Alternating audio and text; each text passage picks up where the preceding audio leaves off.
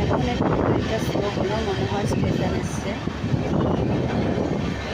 ফাটক এসেছে, কিন্তু এখন একটু ট্রেনটা স্লো হয়েছে।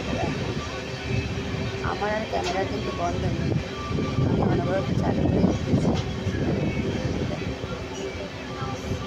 আমি আর বলবো, চোখ বন্ধ রাখতে পারছি না। আমার যে কী ভালো লাগছে তোমাদের বলে বোঝাতে পারবো না।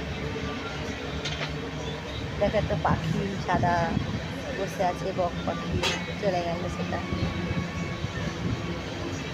যাই হোক, যতটুকু পারলাম তোমাদের জন্য আমি ক্যামেরায় আমার বন্দি করে নিলাম।